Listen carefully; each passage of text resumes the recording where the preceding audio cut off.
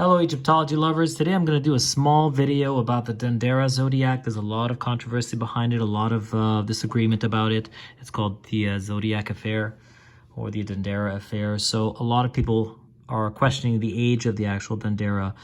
This is a giant square block of the sky. And the big question is, what period is it from? Is it from 2,500 years, 4,500 years ago, 2,500 BCE? Or is it only 2,000 years ago when it was the time during the Roman or even the Greek occupation? So I have my own opinions, but I'm not going to debate them today. All I'm going to do is just kind of tell you a little bit about it. And so you can learn a little bit about the zodiac and go online. Lots of great videos on YouTube about the zodiac. You can make your own conclusions and also a lot of interesting ideas. But from my perspective, it's quite early. It's during the Ptolemaic time. My only reasoning for that is because the hieroglyphs have a very Ptolemaic look to them. This particular image is not accurate. If you see the real Dendera at the Louvre, that's where it is now with the French occupation during the Napoleon time. They came and took it from Egypt and put it at the Louvre. It doesn't look like this. This is a much more cleaner drawing to give you a better understanding of what it looks like instead of just a blur. A lot of it is pretty damaged and has a little bit of breaks and cracks, so this is pretty clean. So what we have here is a few things on here, actually. So let me, so you have 4 women holding up the sky. I'm not going to read the hieroglyphs. They don't really represent much of anything than just they represent who they are in a sense that they're praised and that they're holding up the sky, with 4 Horuses holding up the sky with them as well, totaling 24 arms all around. Some people say it's the hours of the day, but that's, again, speculative. So in my case, I'm just saying these are type of people. They're not any gods in specific. They just hold up the sky, and that's the aesthetic persona of it all. I'm not going to go through the hieroglyphs. I'm just going to tell you what's going on inside here a little bit around. So what we have here is, I'll zoom in a little bit for you. So you see it is the actual sky pattern.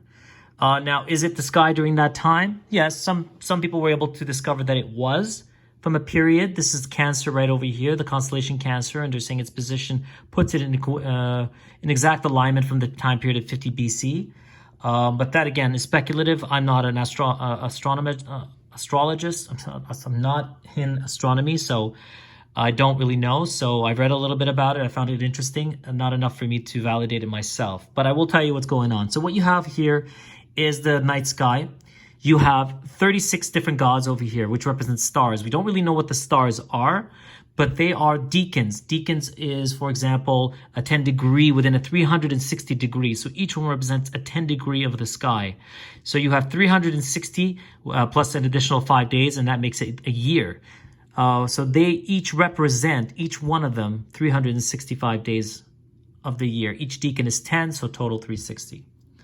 What you have as well is some constellations. You have at least the 12 constellations here of which were imported most probably from the Babylonians by the Greeks. This is also probably a resemblance of a Babylonian constellation put here, but that's again to speculation. But what we have here is some interesting constellations you can go around, but I will introduce you to what you have. All right, so let's go through the constellations so you see what they are. We'll start over here. This is Taurus. This is Aries.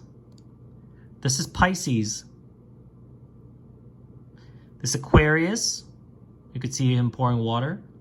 You have Capricorn, Sagittarius, Scorpio, Libra, the balance.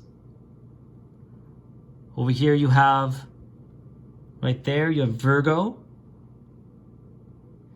Leo, Cancer, and Gemini. Right there. Cancer is considered the center of the zodiac, even though it's not in the middle. It could be that this entire zodiac was crushed together to fit inside a circle. It might be actually properly better spread out, but that's pretty much the indication of Cancer in the center. And based on that, they were able to date it to the time of the Greco-Roman era. So a few constellations we have here. So we have Draco over here. Pretty much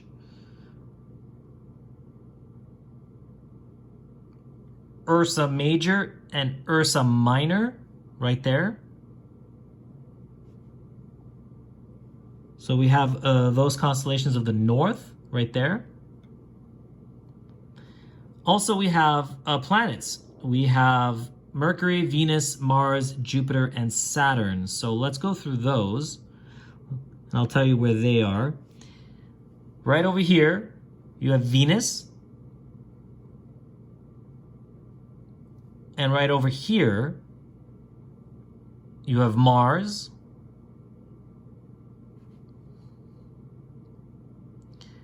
Over here, you have Saturn. Oh, I'm sorry, Saturn. I apologize. Over here, you have Saturn. That's Saturn. And then over here, you have Mercury. And over here, you have Jupiter.